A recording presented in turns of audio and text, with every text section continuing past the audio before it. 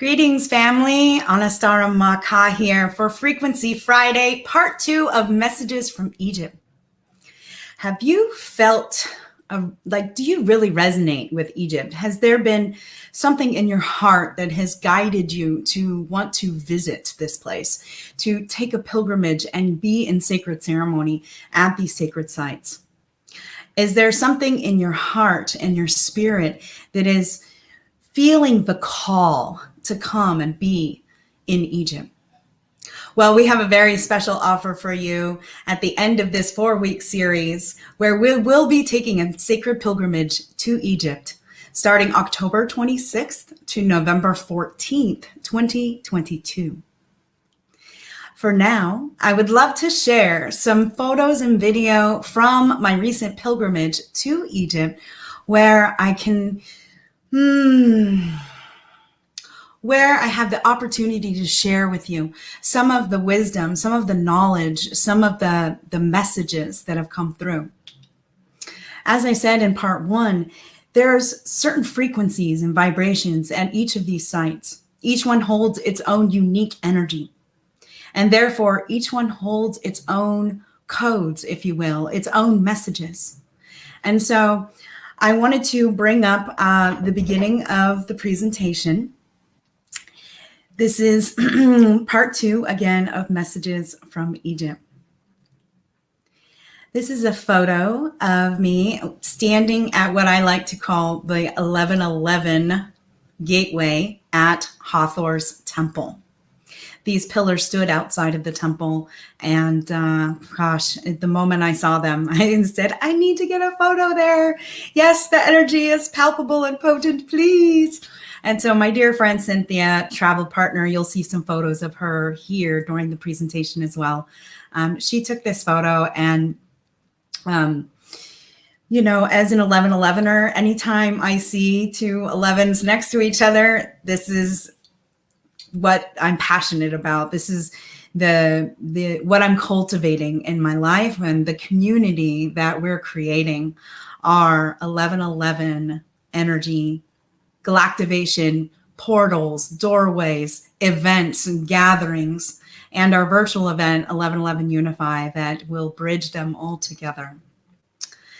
And so I'm going to take a deep breath because I had a lot going on before this presentation, and I feel like I need to get settled for just a moment.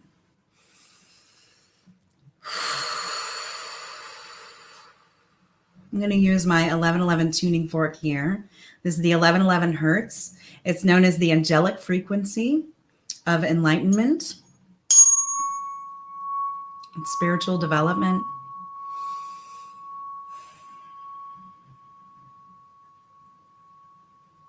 And just help myself and as well as us ground in for the moment. All right, and here we go. So I'd like to just share a little disclaimer that I'm not an Egyptologist or a chematologist or a biologist or any kind of archaeologist or scientist in any way. Although I have studied many things, including philosophy and psychology and theta healing and massage therapy, and I tune into energies in places. And so a lot of the information that I'm about to share with you are things that came through that I was guided to understand. And so this is all my own personal perspective, and it's essentially for entertainment purposes only. And there's a lot of information to share here. So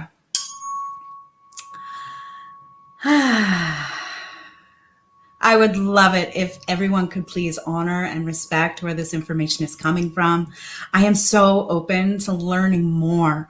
I want the chematologists and the Egyptologists and the scientists and the archaeologists and the quantum physicists. I am inviting them in to come and be a part of our team during our joint research expedition next year and sacred pilgrimage. This is the intention, is to go and be in these places together and study them together. So I am open. The invitation is there. The temple doors are open for people who are knowledgeable as well as wanting to learn more and also understand the energetics of these places and the pure intentions that they were meant to have.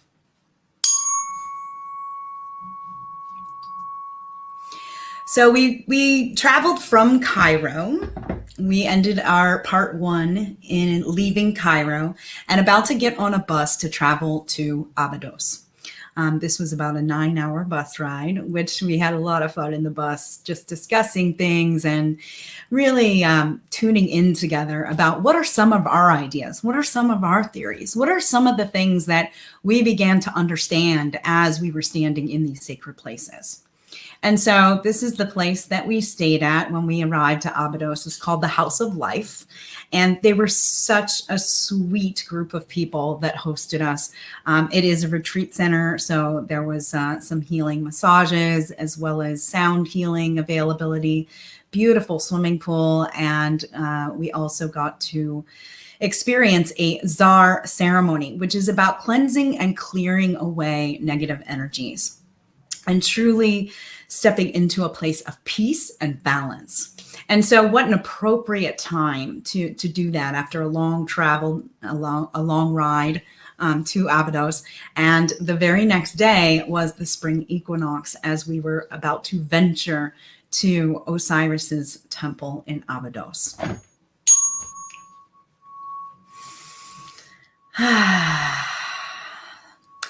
This is a photo that our dear tour guide, Rabbi Khalad, took of me outside or actually was in the inner part of the hotel near the swimming pool. And this was just a beautiful statue of Isis. I really enjoyed it because it really showed the feminine body, right? It really shows the curves and the little pooch of her belly and her breasts. And she's just so feminine. And she truly is the divine mother of ancient Egypt. And so here I am just really embracing that mother energy. I do have a child. He's about to turn 6 in June. And just really sitting in the energy of what it means to be a mother, learning patience, learning compassion, having that direct reflection on a daily basis from your child allows you to grow and expand in ways that I never imagined possible. And I believed that I loved my partner and my friends and my family until I had my child. The idea of love changed. It shifted into something so much deeper. This soul remembrance that we've been here together and that we're here to do work together has just been a delight with my son Cadence. And so I'm just dropping into the gratitude of mother, having just had Mother's Day last weekend. I just wanted to honor all mothers in time and space in this moment.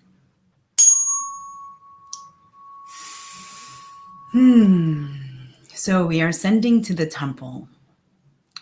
This temple is one of the oldest sacred pilgrimage sites in the entire world. It is dedicated to Osiris, Isis, and Horus. And now we will enter the temple. Here we have Osiris on his throne. Osiris is the divine masculine. He is the divine father. Isis is his cohort, his partner, the divine mother, the divine goddess, and their son, Horus. And here, Isis is beside Osiris and behind him and supporting him and holding him. And I wanted to take a closer look at the base of the throne. At the base of the throne are the Ankhs. The Ankh is the symbol of the breath of life. It is the first breath when we are born and we come into this carnation. And so he is sitting upon the breath of life. And then just above it, you can see a red doorway. And this to me, again, is a doorway and a portal, a galactic portal to the universe. And we'll get into that a little bit further into the presentation. But you'll also notice the red lines of the throne. 1, 2, 3, 4, 5, 6. And he's sitting on the 7th. And so the first thing that came to mind for me was the 7 chakra system.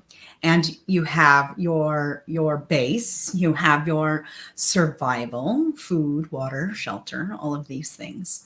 And then you move up into the navel, into unity with the divine masculine and feminine, and your sensuality.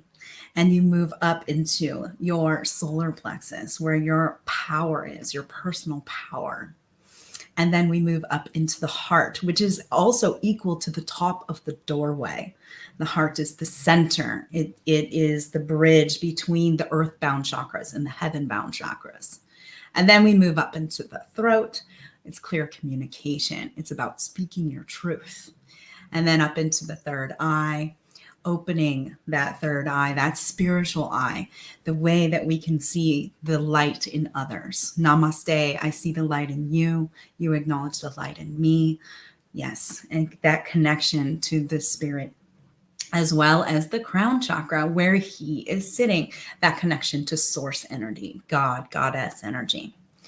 And so we see a lot of 7s in hieroglyphs, as well as 4s and 3s and 11s and 9s.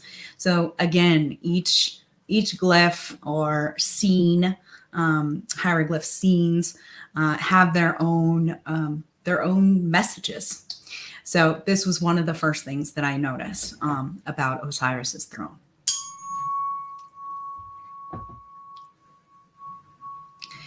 So before I spoke of the Ankh and the breath of life, and here we have him being fed the breath of life from both sides, right? The balance of the breath of life. The Ankhs are facing him, and he's being fed this breath of life to come to life. And you can also see them holding hands, really signifying unification, unity, that we all must work together, that we are in it together, that we are holding each other's hands through this life.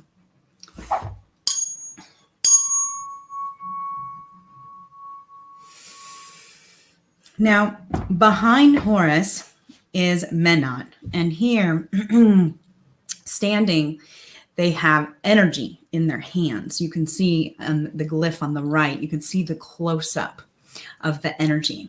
And this glyph, I've been told, usually symbolizes water. But this specifically, because it is not water inside a vessel, it's actually in the hands, that it actually symbolizes hydroelectric energy.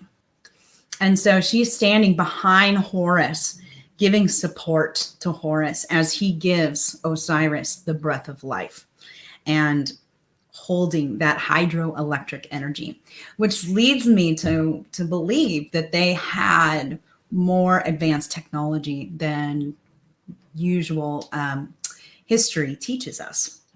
And so energy, holding energy, being able to transfer energy, being able to cultivate energy, being able to utilize energy for our breath of life, for our inner stabilization of our chakra system. And the ancient Egyptians knew a lot about energy. So a lot of the glyphs and a lot of the scenes illustrate and show energy transfer. This was a very, very clear and specific one.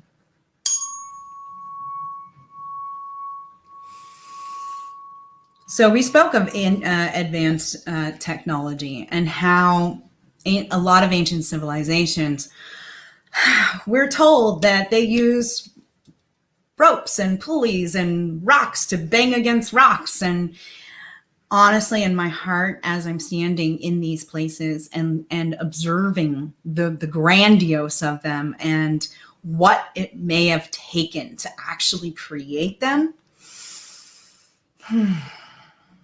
I just feel in my heart, in my spirit, that they truly did have an understanding of certain technologies that we might not even have today.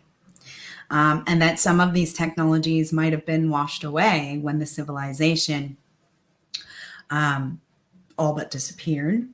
And we'll learn this more as we talk more about other ancient civilizations and the Mayans and how these grand, big civilizations, Atlantis and Lemuria, that they were really, really advanced civilizations, but then they were washed away. Somehow there was a disaster. Somehow they disappeared. However they disappeared, whether they blew themselves up, whether they were taken off planet, whether they went into the earth, I feel like we may never know. But the mysteries of how these ancient civilizations were capable of creating and doing certain things that we might not even be able to be capable of doing today, presently. So it's all a mystery and all wonderful. So I want to take a closer look at this particular glyph, because this has been shown. I have seen a few documentaries where they show this particular glyph. At the very top left-hand side, it looks like a helicopter. You know, it has this line along the top that would be the propellers, and then the body of the helicopter underneath it. And then to the right of that, there looks like a ship or a yacht, this boat. Very, advanced seafaring vessel. And then below that even looks like a submarine or a spaceship. And so some theorists, some people have began to believe that these were symbols of very, very advanced technology. But if we carry on to the next page, we will see that here's an example. The bottom part shows what the original hieroglyphs were. And so what was shared with our group was that the glyphs above are examples of graffiti. Somebody coming in, actually making changes to the glyphs. And we will see this later when we discuss how women specifically are starting to be really removed from the walls, their faces chiseled away and stuff. So here we have the original glyphs. You can see that the top right-hand one is a hand. The one below it is a diamond on its side. The one to the left looks like perhaps a bow and arrow, right? What I do want to draw your attention to as well is underneath it, the 11th. Right, those single lines that is reminiscent of 11s. And so, of course, I got very excited about this one.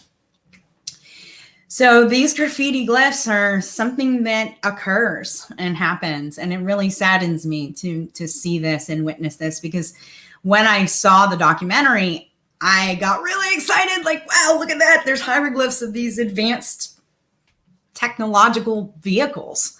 And imagine what that could mean. And yes, we were shown that they were graffitied hieroglyphs. All right, so we will move on to this next piece here. Speaking of the Divine Mother and Isis.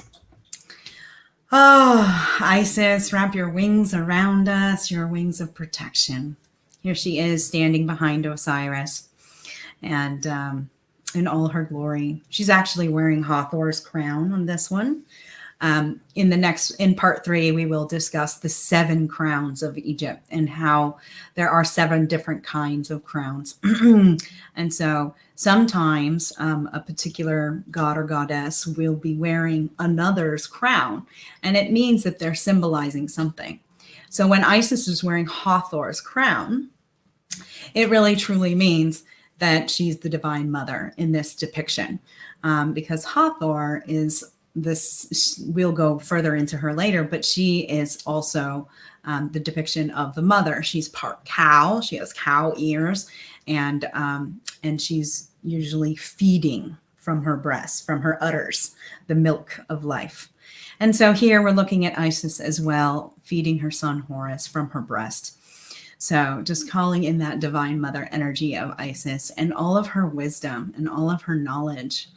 And again, open vessel. Really excited to learn more about Isis, to learn more from Isis. Her story is very unique and interesting. And the more that I learn about her, the more I really appreciate her. So here I want to look at the bottom of the throne as well. again, there's the 7 lines leading up to her sitting on the 7th. And then the red doorway as well on the throne.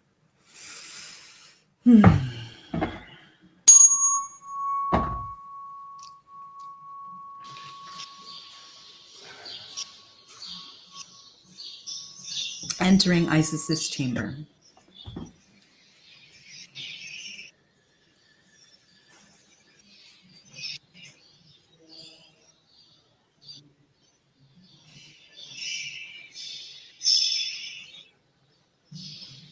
Isis and Osiris inside. Isis on the throne.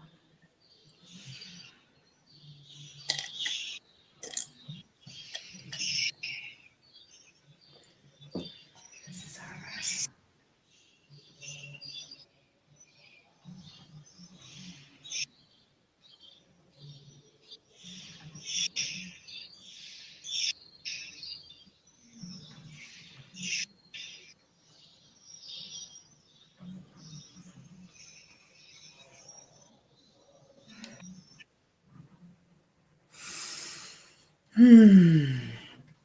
It was really a beautiful moment for me when I entered this chamber.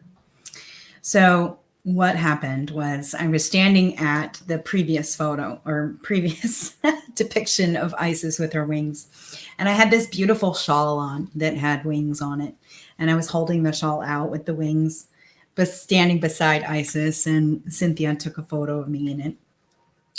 And when she walked away, one of the security guards came over and he looked at me and he looked at Isis and he pointed to Isis on the wall. And then he pointed to me with my wing shawl. He goes, Isis, Isis, I want to show you something. And he brought me back to this chamber.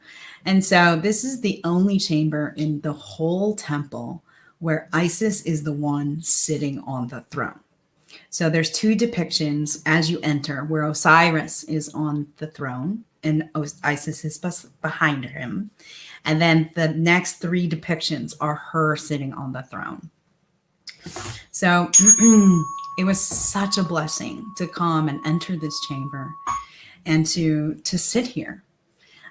Basically, the security guard sat me down and he says, you sit, you meditate for a while. Okay. And he went and he kind of stood beside the door and he was watching me, but he was also making sure nobody else entered the chamber.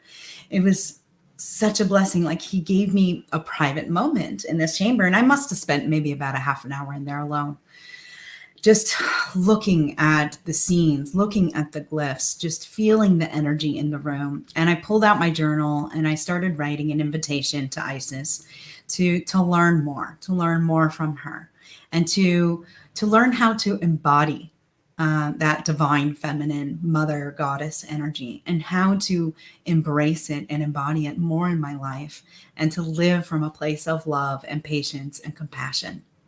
And a lot has come through since then. I've written many, many pages with Isis. So I look forward to sharing more of that with you as we carry on, and not just through the presentation, but our future book that I'm hoping to publish this year. So we'll carry on into this next piece here, where this is the depiction that was at the end of the chamber. This is the one that I was sitting in front of as I sat down. And I started looking closely at it. And of course, you know, anything 11 jumps out at me. So at the very, very bottom, there's a red line here. Very, very bottom. There's one red line, and then the next, and then the next. And that is where the feet are standing. Like, they're standing in the 3D world. They're standing in 3-dimensional world. And then you move up, and then there's another red line, number 4. And then number 5. And on up. And of course, Isis is sitting on the 11th red line. So what does this mean to me? Well, again, when I'm writing, I find that there's information that comes through from each dimension, right? So there's the third dimension that we're living in now. Then there's the 4D, and then there's the 5D that so many people are talking about. The 5D is really still grounded in the 3D world. It doesn't mean that we're don't exist on this plane of existence anymore. What it means is that we're vibrating at a higher level or a higher frequency. And so when we keep our energies of love and compassion and patience and acceptance, then our whole body vibrates at a higher frequency. And so part of that is keeping ourselves healthy in our 3D bodies as well.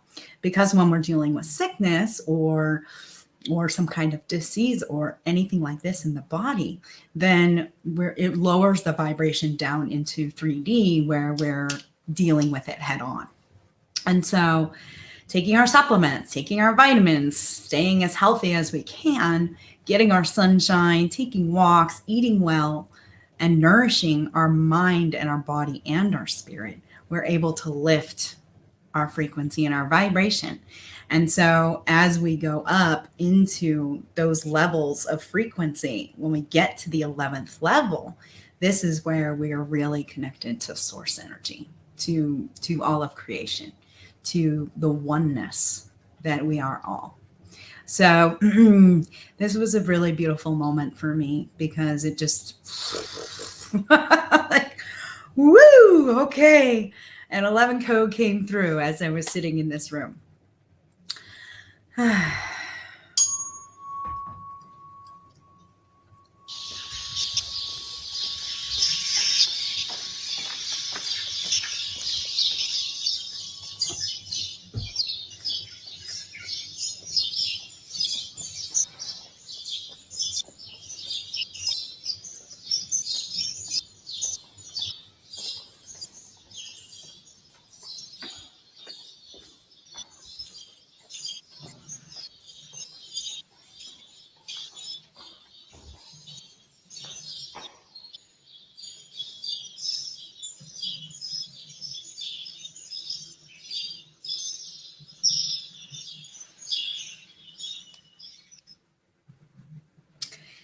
So we're just going to hold here for a moment as I explain this. Part of my intention, part of my mission, part of going and being in Egypt is not only to experience the sacred sites and really drop into the energy of them, but it's also to understand how we may utilize them again. So for instance, each site was built for a purpose. Each temple has its own reason that it was built. And I feel like it's not just to honor the god or goddess that they are meant to worship in that particular temple, but that they are places of solitude, places of meditation, places of worship, and maybe even places of travel, astral travel specifically. And so I'm learning a lot about what some people are calling portals to another dimension, or universal doorways, universal gateways, starseed portals. There are many, many names for these particular things. And what I experienced in Egypt was in many, many of these sacred sites, there was doorways. There was literally a doorway in the wall that seemingly went nowhere because it is a wall, right? Made of stone or granite or whatever material that particular wall is made of. And yet, when we vibrate our cells and our atoms at a particular frequency, we can experience different things. And so, again, this is all something that is possible. It is something that I would like to learn more about. It is something that I'm willing and open to understand better, and perhaps even learn how to open these doorways and these portals and these gateways.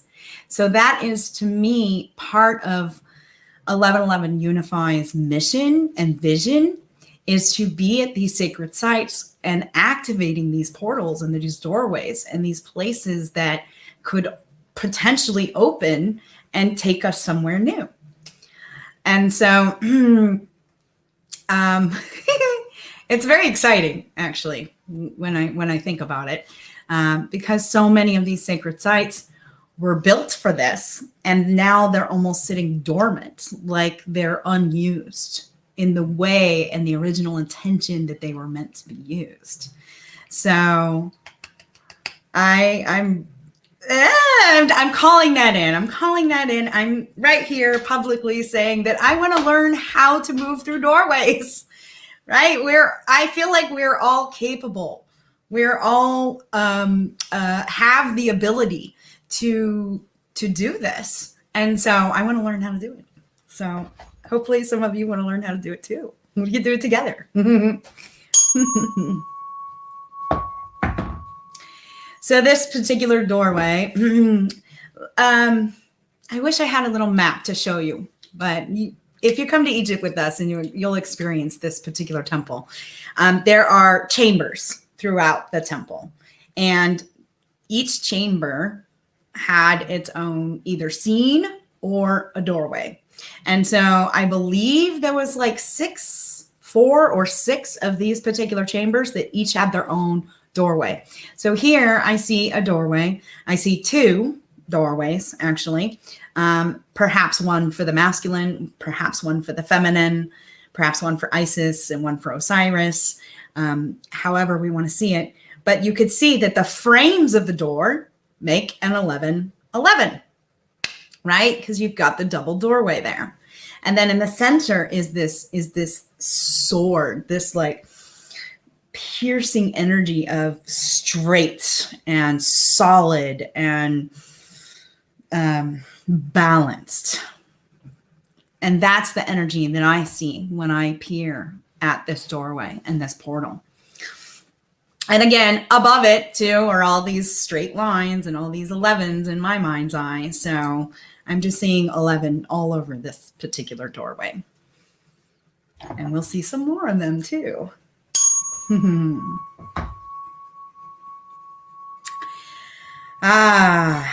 The Jed Pillar. There was a lot of conversation around this particular glyph within our group. And what we came to understand was a few things. The first thing is the Jed Pillar has a lot of influence on, how can I say? Let me rephrase that. What I saw when I was standing in front of this glyph is I saw the Divine Mother, Isis, over on the left-hand side. I saw the Divine Mother. And then I see Osiris on the right-hand side, the Divine Masculine, lifting and erecting the Jed Pillar in the center. And then down below Isis's arm is their son, Horus. And so you have a triad. You have the Divine Masculine and the Feminine and the Child, all erecting and lifting up the Jed Pillar to make it straight. The Jed Pillar symbolizes Osiris's spine. And so you want to imagine when you are sitting erect that it's your chakra system that is aligning, that it is your inner stabilization, your inner balance of the polarities that is being erected, and that it takes 3. It takes a family. It takes unity between masculine, feminine, and the child spirit, right? And so in Christianity, that would be God, Jesus, and the Holy Spirit, right? So across all lines, across all time, across all cultures and religions, there is a teaching about how to balance, how to find inner peace, right? The Buddha, Muhammad, Allah, everyone teaches us how to find balance. Christ consciousness is love and balance. And so when the Jed Pillar is erect, then it allows for complete connection to source, to energy, to the one. I like to start calling it the Omni One personally, right? It's omnipotent, it's omnipotent, it's omnipresent. It's the Omni One. It's the everything one. It's all and nothing. And so here on the right, we see that the Jed Pillar has become erect and that it is standing straight. What was fascinating for me was after seeing these glyphs, I went back to the hotel and I rested that night, but I couldn't fall asleep very well. A lot was going through my mind. I finally did fall asleep. And at about 4 a.m, I bolted up. I looked around. I'm like, wow, I have to write. And so I grabbed my journal, and it's dark outside, so I don't want to go out on the porch. My travel partner is in her bed in the room. And I said, where else can I go and write in quiet and have light to write by? And so I went into the restroom and I sat on the throne, and I opened my journal and I started writing. And I wrote for about 45 minutes. And when I was done, I came out of the bathroom, and Cynthia had woken up and I was shaking. Just like, Cynthia. She's like, are you okay? Like, what's going on? And I said, a code came through. One of them came through. Like, oh, I was shivering. I had full body truth bumps all over. And I just, even now, as I'm saying it, I feel it over my entire body, just this vibration, this going through my whole body. And I looked at her and I'm like, one of the codes came through. And I said, can I share it with you? And she said, yes. And I opened the book and I started sharing it with her. And we were both blown away. We're just like, she just held her heart and she said, I am so grateful to be here with you right here, right now in this moment. And so, yes, the intention and the plan is to have the book published later this year. So all of you will be able to read more about this, but I will give you a little teaser here. We're going to move on to the next slide so that you can see a close-up of the Jed Pillar and what really came through the eyes of 1111, of course. So if you look close at the Jed Pillar, there's lines. And if you look down near Osiris's hands, you can see the first line. They're thin lines here. But there's one line, 2, 3, 4, 5, 6 little lines. And then there's these like vertical lines that go up to the next thick line, which is the 7th, right? So if we're talking about chakras, we're talking about that's the 7th. And then you move further up and you move it through the 8th. And then between the 8th and the 9th are eyes, being able to see, wisdom, knowledge.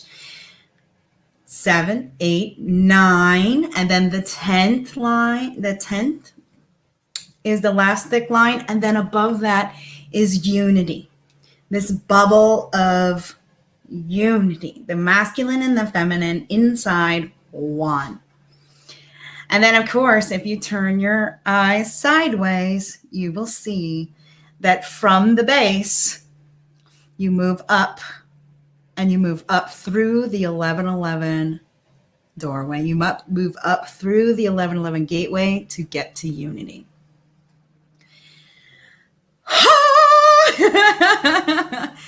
I mean, when that came through, it just mind blown, amazingness, and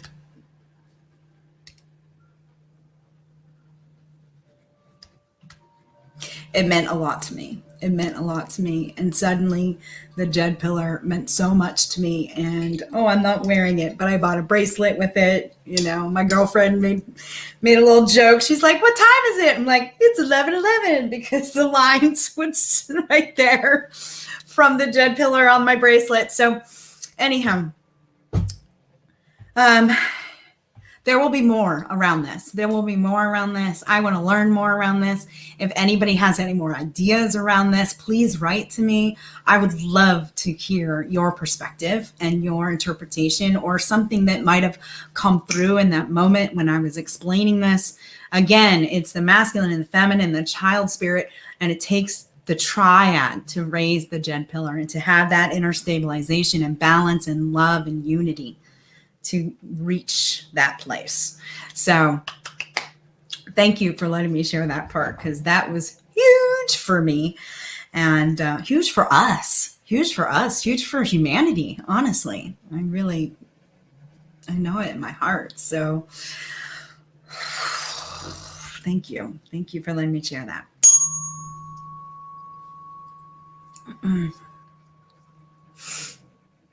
So of course I'm standing here at the temple, standing at the base of Isis on the throne again, and this light comes into the chamber, and my beautiful new friend Ina took this picture of me on the left here, and I just felt so blessed to just be showered by this light as I'm standing in Isis's chamber and receiving these codes. And just feeling like, all right, light codes are activated. They're getting activated. There's something inside me that's just cracking open in my DNA, and just like, remember this, remember this, remember this. I'm like, yes, please. I'm trying to write it as fast as I can. I'm learning to use a voice recorder too. So again, being open to those light codes being activated in the highest and best way, for the highest and best good.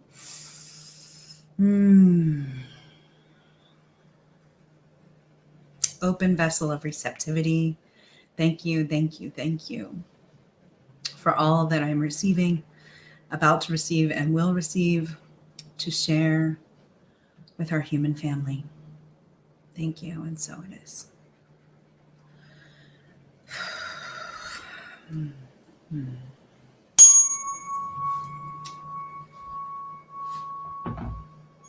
So now we are approaching Hawthor's temple.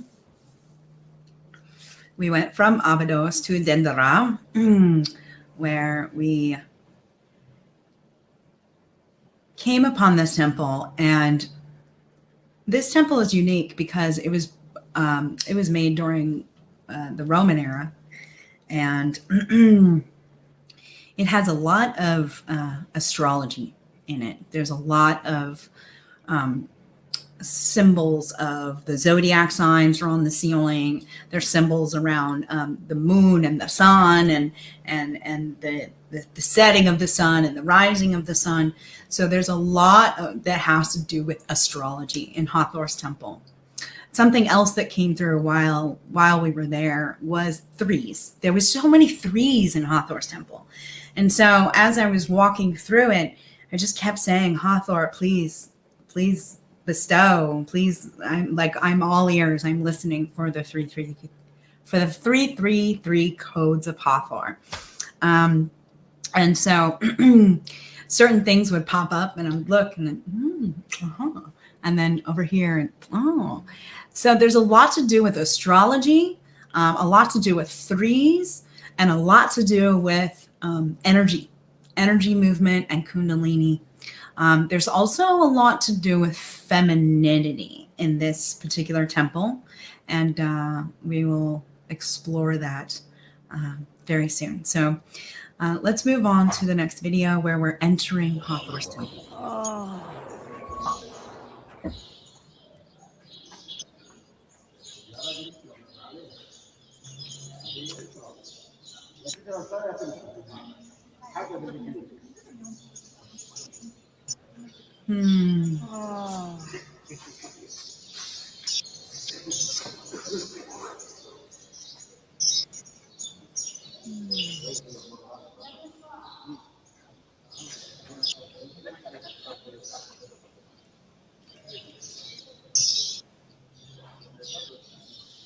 My neck's gonna hurt by the end of this.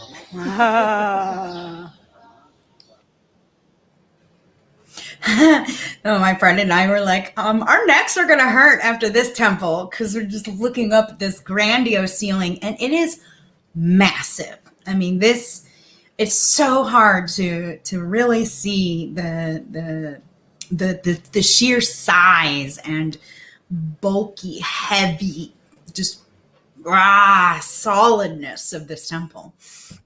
So I want to share one of the first things that really came up was we walked through the temple and then went outside to this little area where there was the most intact faces of Hawthor, because that whole entrance hallway didn't, like, a lot of her face was removed or taken off and flattened.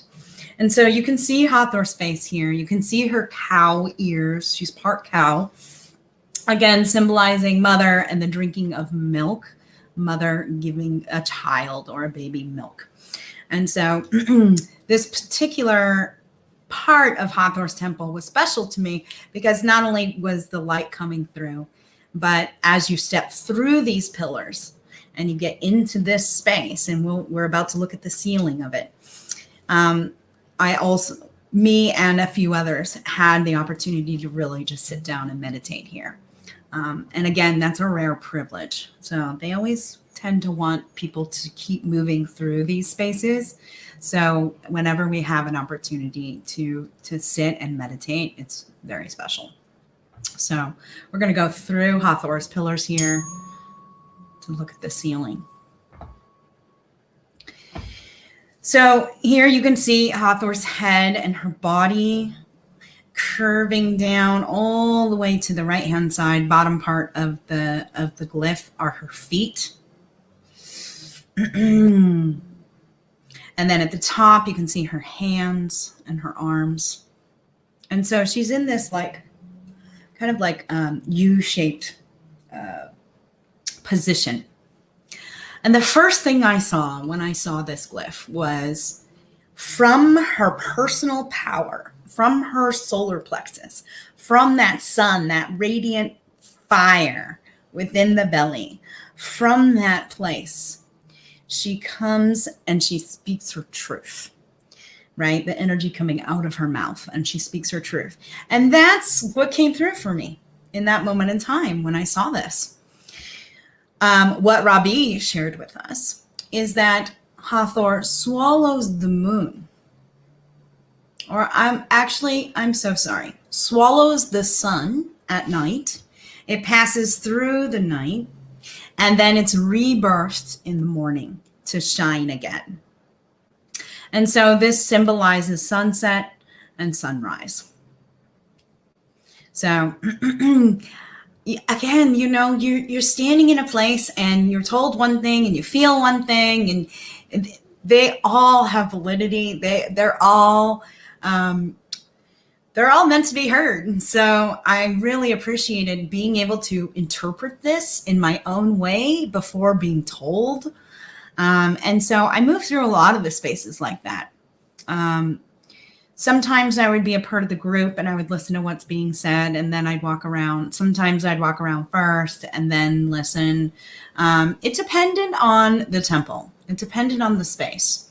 If I walked in and I felt confusion or like staticky energy, I preferred to listen to some of other people's interpretations of it before I dropped into what I was seeing and feeling. And sometimes when I walked in and it was like instantaneously, I just felt like, oh, look at that, there it is, kind of thing, or felt felt a certain energy and I resonated with it. Then I really liked going through and kind of seeing things and interpreting it for my own before listening to others' ideas around it. So Hawthor's temple, I walked in and felt I resonated with it in a very deep way.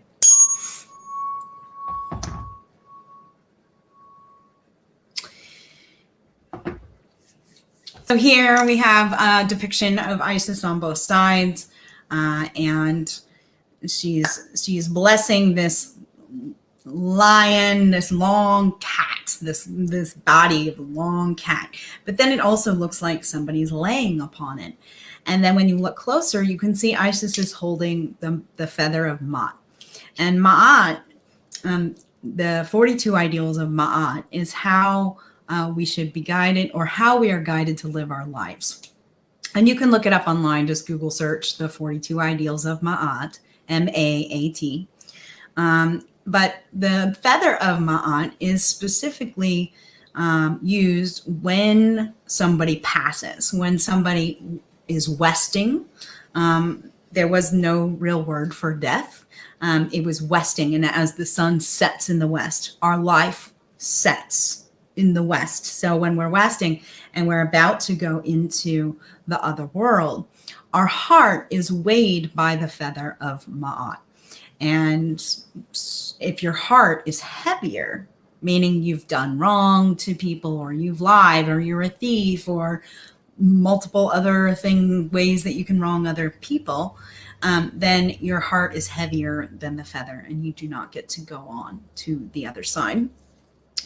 And if your feather, if your heart is as light as the feather, then it means that you were good energy, good person, that you did good deeds, that you helped others. And so here we have Isis holding the feather of Ma'at, reminding us to be good to each other, to do unto others as you would have them do unto you.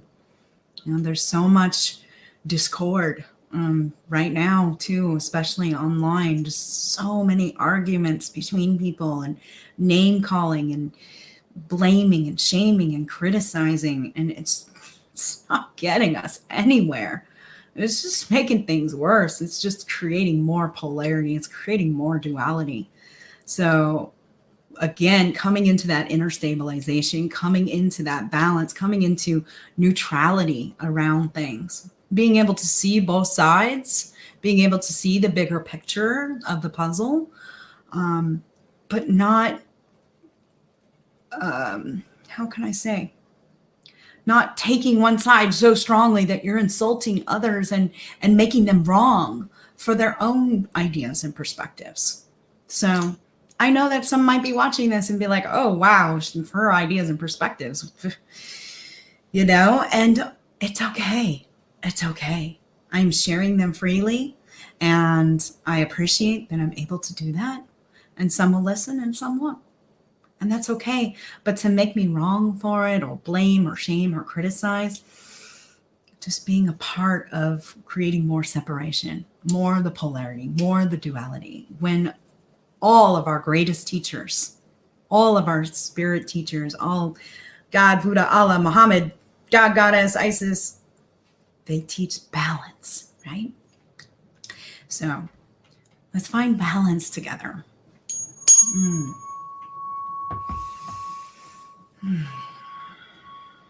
Again, we're looking here at the Ankh and that first breath of life. There's also another piece of the glyph here. It kind of looks like the Ankh's wearing wings, but I cannot remember the name of it.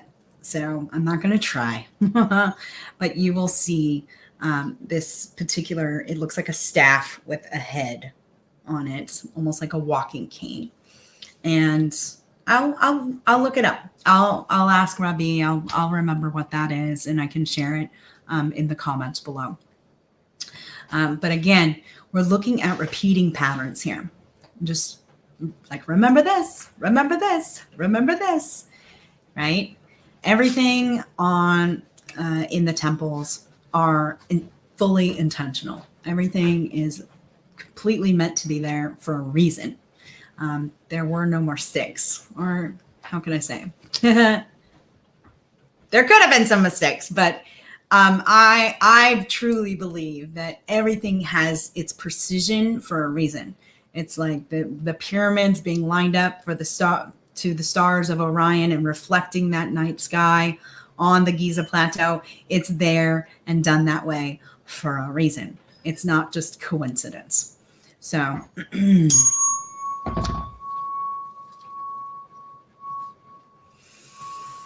Now, this particular scene, this depiction, is on the outside walls of Hawthor's temple.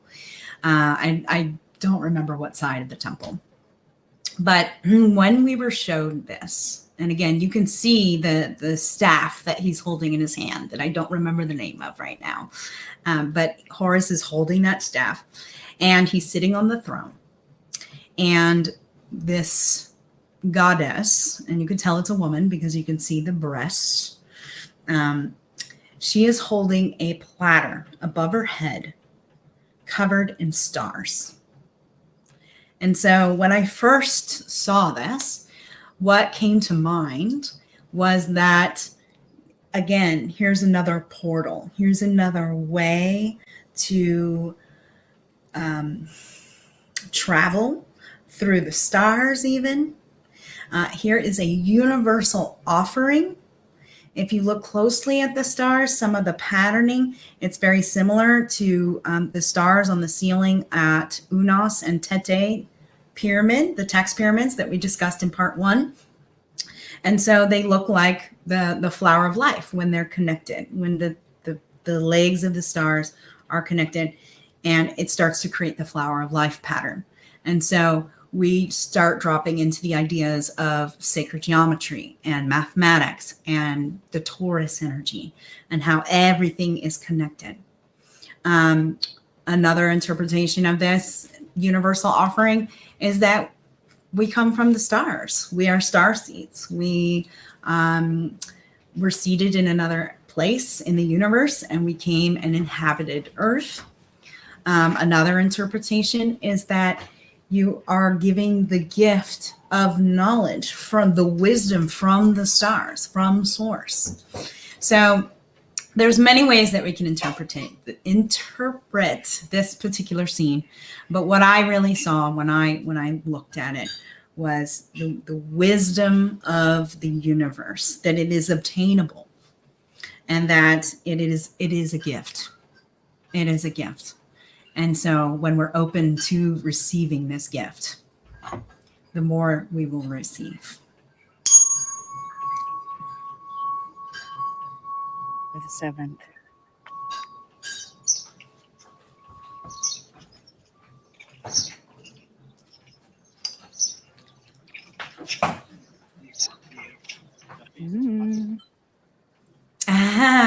So we missed the beginning of that. We're going to replay it real quick. This is the only depiction of Cleopatra the 7th.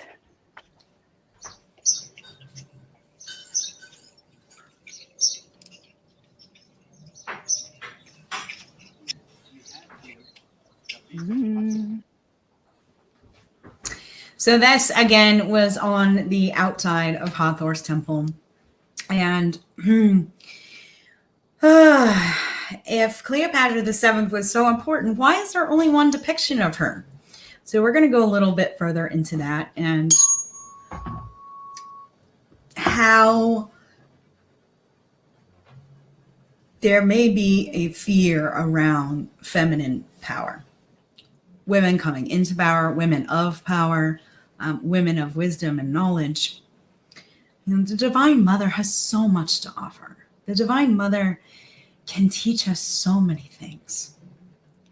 And yet, when we are living in a patriarchal world of linear knowledge and time, the idea of the mother and following the 13 moon calendar instead of a 12-month calendar and acknowledging cycles, how things move in cycles.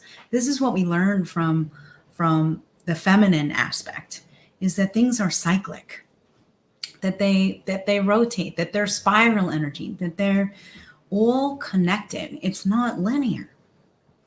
And so what we find in some of these sacred spaces is that the woman in general, depictions of the feminine, depictions of women are defaced. They are literally taken away. Their faces are scratched off. It's chipped away. In this particular image, this is on the ceiling of the 3rd floor of Hawthor's temple. Her breasts are literally removed. Her face has been removed. And you can see on the right-hand side, you can literally see how her yoni has been drilled away. Down at the bottom here. Yep. And so when I walked into this room and I looked up and I saw that, I started crying. I just started crying. And how much the divine feminine has been pushed down, pushed away, silenced even. And I really believe that we're in a new age where the feminine is rising again. And we are all being called to embrace the feminine within us, including the men. And that the men who are more in tune with their feminine side will find more inner peace and balance. They just will. And that the women, we find our inner masculine and we find balance with that as well. Because we both have feminine and masculine energies. And we can learn so much from each of them. And so I just want to take a moment and acknowledge the divine feminine, the divine mother again, for all that we learn from her. And bless these spaces, bless these places where the women's face and body have been scratched away and removed from time.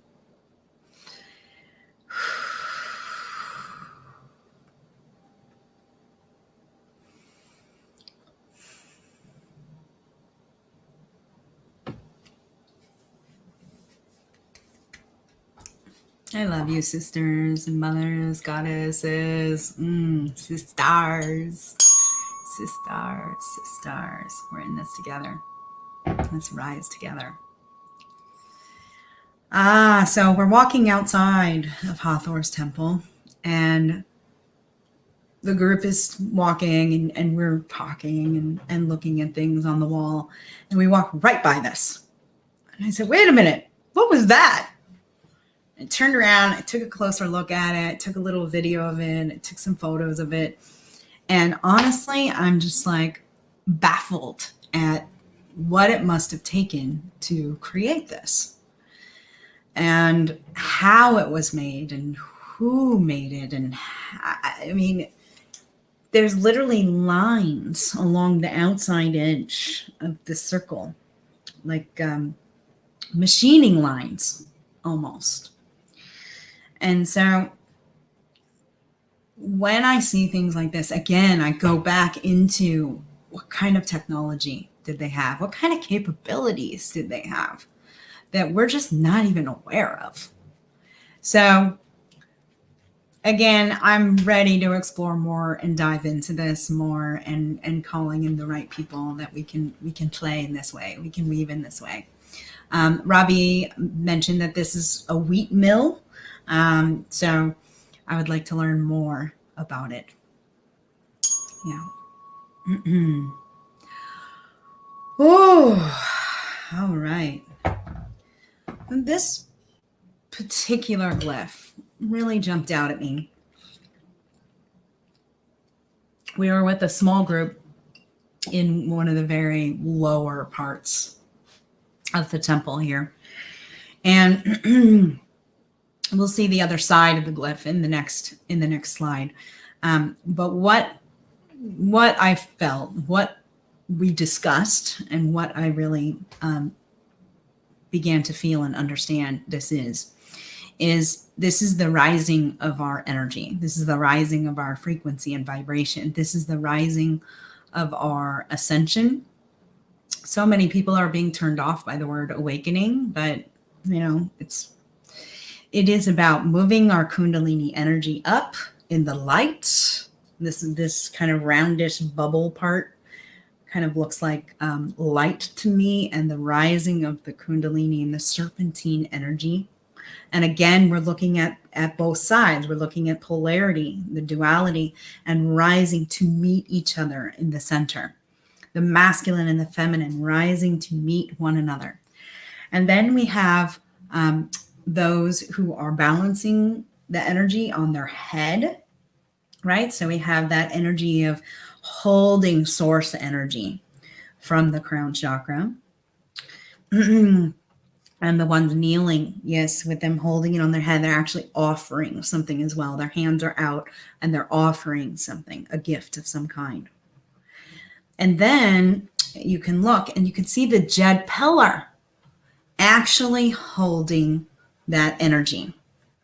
The Jed Pillar has the top of its head holding that energy. And you have the arms coming off the side of the Jed Pillar holding that energy as well. And those arms are Ka, K-A, right? You got that energy of Ka.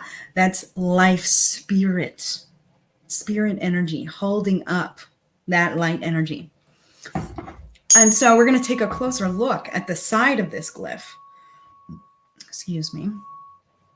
And here you'll see that all of this energy and light is coming from the lotus flower.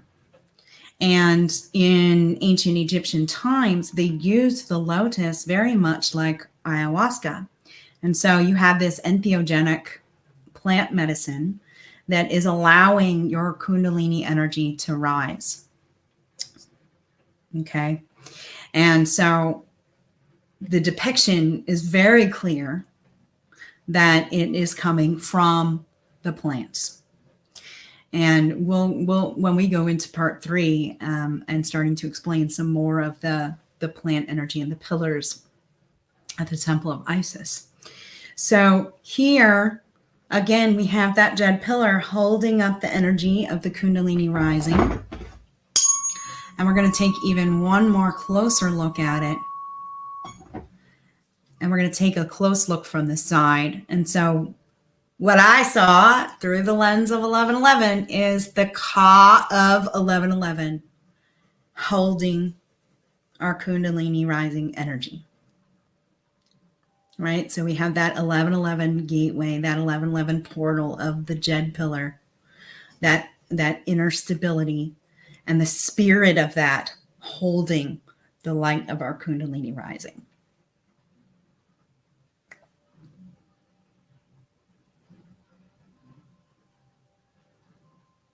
Again, this was another code that came through, and I've been writing about it. And it's so beautiful when I sit here and look at it. It really is. That Jed Pillar. I did want to mention something about the Jed Pillar. It's the DGED, DJED, Jed Pillar, right? And Star Wars, the film series Star Wars, talks about the Jedi, and that the Jedi are the ones that cultivate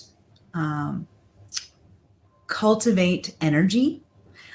They learn to master their energy, and that they work with the Force. And if upon closer examination, you will see that the lightsabers that the Jedis hold, the handle of the lightsaber actually has the lines reminiscent of the Jed Pillar. And so they used the Jed Pillar as an example of the light and being able to use the Force and the light of the Force to protect from darkness. And so you can look that up. I mean, we just Google searched Jed Pillar and Star Wars, and it totally came up. You could see a picture of the Jed Pillar right next to the lightsaber handle and how it looks like the Jed Pillar. And that the Jedi are those who master the Jed Pillar. They're the ones that master energy and inner stabilization and balance. And so, Jedis, we are here to master energy and learn how to enter these portals and the gateways together. So let's do it together. Dear friends in Hawaii, Jonah Martin Lyon, he has the Jedi Alliance, and he spells it with the D-J-E-D. And so you can find out more about him, Jedi Alliance. So just giving you props, brother, for a moment. Mwah.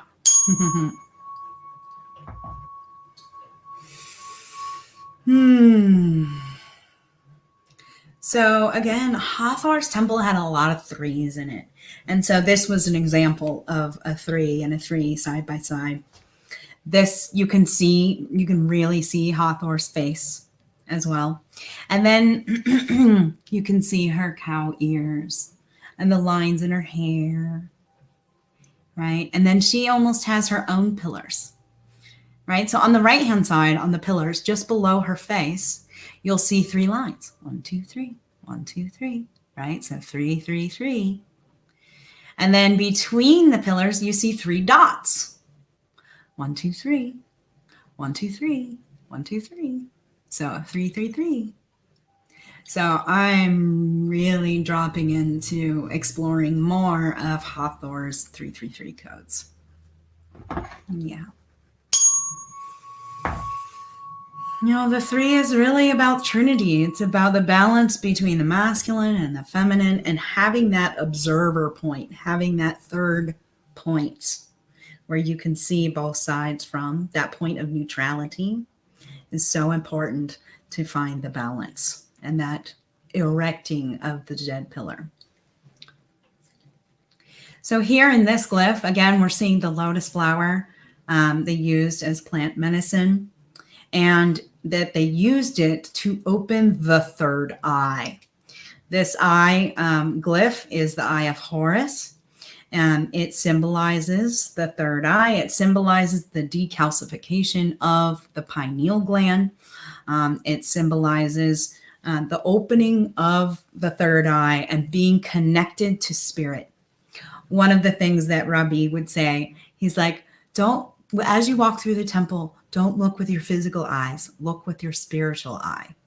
And so when I see this glyph, I instantaneously, oh, it's the spiritual eye. Yes. And then you can see on the glyph, on the bottom right-hand side of the eye, is the sacred spiral. The bottom right-hand side of the eye is the sacred spiral.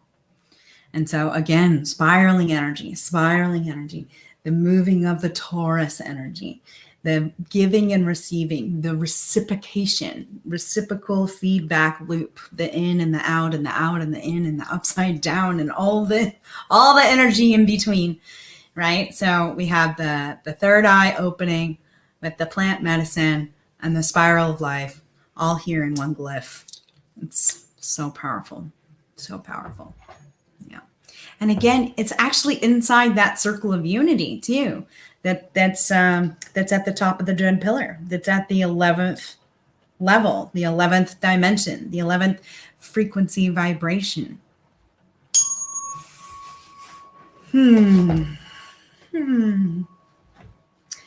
So outside of Hawthor's temple, there's a building to the right, and it is the birthing house. It is a place where women would literally come and birth their children. And inside the birthing house was this beautiful doorway, this beautiful portal. And so this birthing portal is, I mean, when we were standing at it, all my mother energy just went, oh, like my heart opens. I felt this warm peace just wash over me. And it was such a powerful moment. And I was sharing it with Cynthia. And so here's a photo of both of us at what I'm lovingly calling the birthing portal, right? So if you imagine a certain being, multidimensional being that vibrates at a certain frequency is able to pass through this particular doorway to be birthed into this 3D matrix. And so what kind of energy do we need to have to pass through these portals and these gateways? So this was a very special moment. I'm going to be digging more into this in my writings. So have more to share with you on this one in the future. I'm going to share a little video now, I believe, of the birthing temple. Look at the ceiling. Come through and be birthed. Look at all the mothers and the children here. The whole wall is covered in mothers with their children. Oh, it's like a serpentine lion. Oh, and then up here is the mothers with the young children.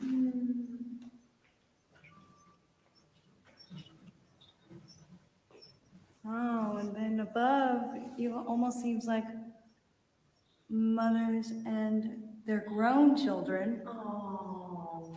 Oh. Wow.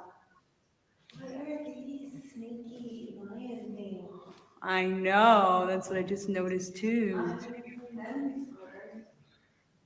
It's like that in watch it bleed.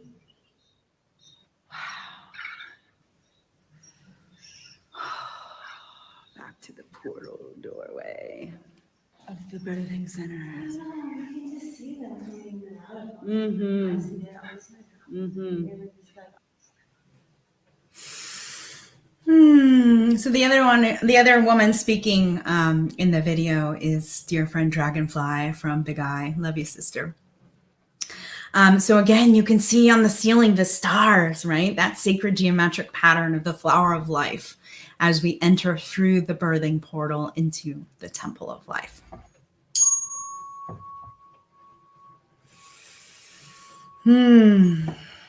So here is one of the examples again of these portals, these gateways, these doorways that seemingly go to nowhere. This particular one on the left-hand side is in the ceiling, the top level of Hawthor's temple. And this one specifically is allowing the light to come through.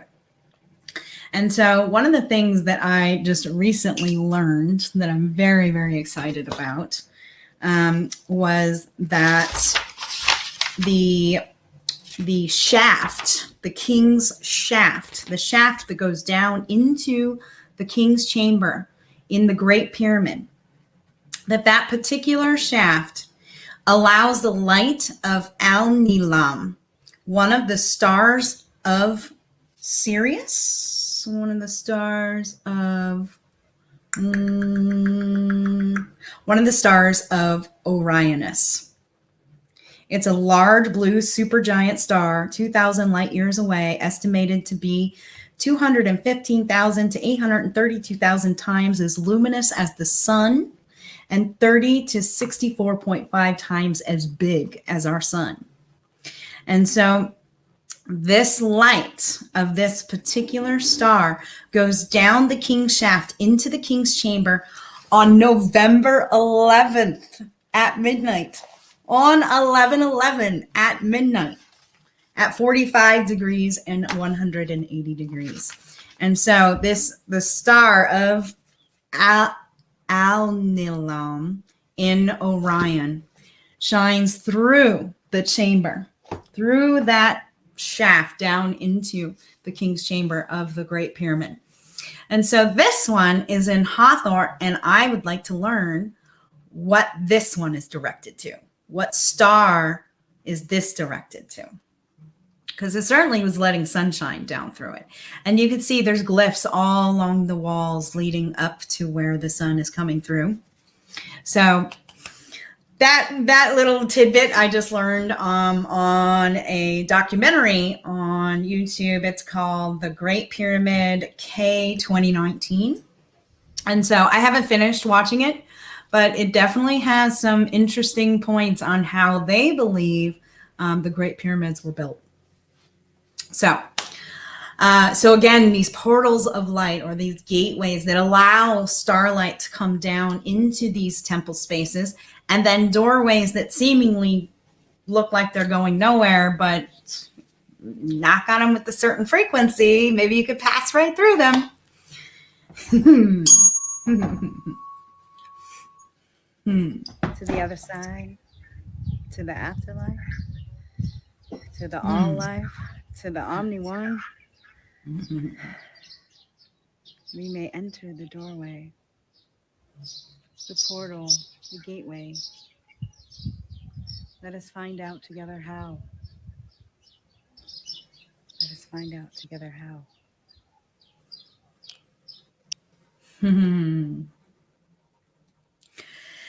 So that's one of my intentions. I really, really want to learn how to move through these doorways. I really do. I think it would be very special.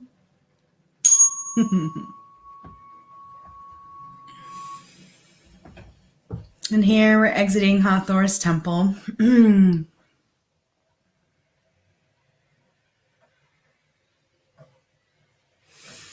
And it was such a blessing to be at this temple and to receive so many messages. There are so many things that I left out of this presentation just for the sake of time.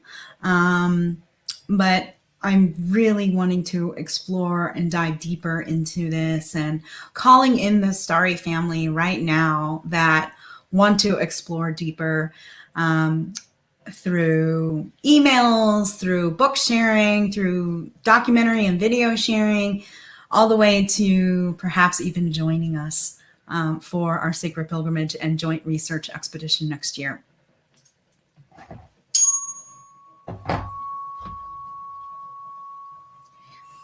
So family, I just wanted to close out our time together with a little bit of the song from the King's Chamber.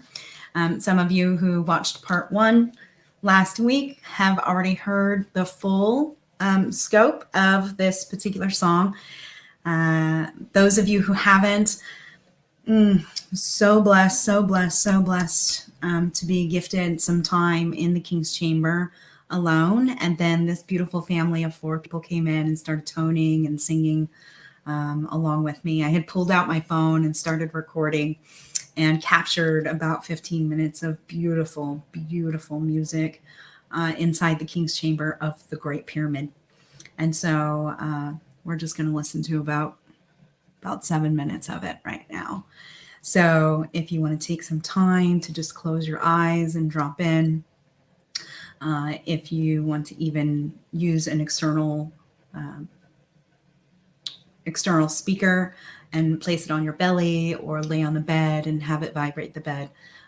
It's a really, really potent opportunity to just receive the frequencies that came through when we were in the King's Chamber of the Great Pyramid.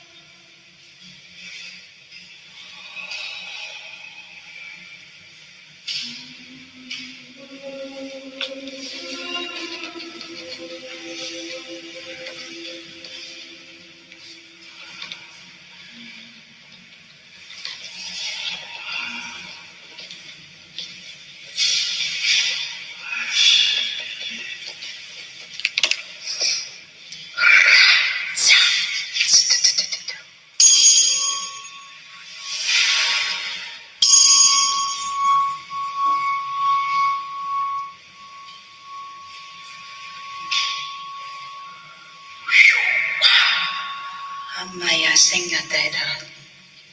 Doriana sigatana beto. Omia shana katea setones. Pruniana elatana omase. Me agoni alatana tu piashala.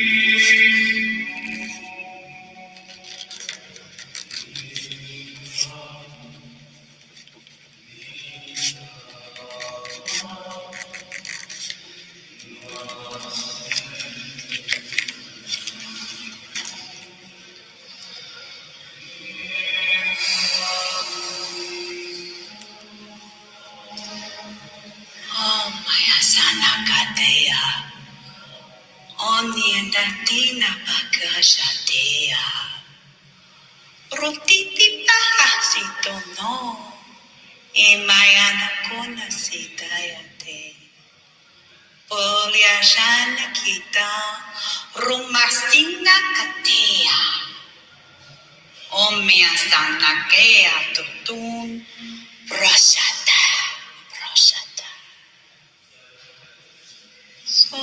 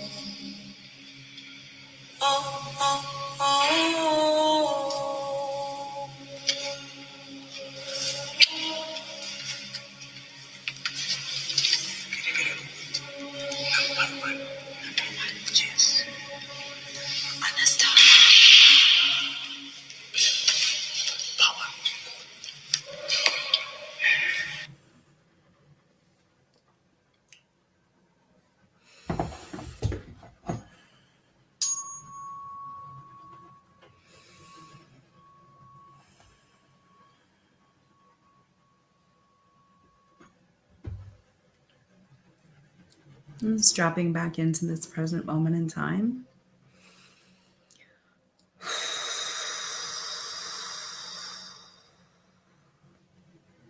I'm just feeling so honored and blessed to have the opportunity to share this with all of you. It's ever growing, ever expanding, ever learning. It's a work in progress. I don't even want to say work because it's not work. It's just beautiful. How things are unfolding. When I pick up the journal and I start writing, how it just flows, and I'm just feeling so eternally grateful. Just so grateful that I had the experience to go, especially in times like these, and that every day I feel continuously blessed by having gone, and the lessons being learned, and the information coming through. So I'm so grateful to have this opportunity. I also want to take a moment to invite you. If you're feeling the call, if you're feeling like you want to be at these places, that you want to see some of these glyphs that I shared with you today, that you want to stand right in front of them with me and my family and Rabbi, our tour guide, and experience them for yourself and see what they say to you, then I invite you. The temple doors are open. You can join our email list so that we can start giving you some information around that. And pretty soon we'll have a website page where you can apply to be one of the participants of the Sacred Pilgrimage and Joint Research Expedition next year, so that we can be at the Temple of Isis in Philae on 11/11/22 together. So I look forward to having some of you with us. Thank you, everyone. Thank you, Brielle, for being in the background and assisting me with all the technology so I can just sit here and speak. I so appreciate you, sister. All right, family. Well, I will see you next week for part 3 of Messages from Egypt. Anistara Ma Ka here, mother of 1111 Unify. And I hope you have a beautiful and blessed week. Mwah.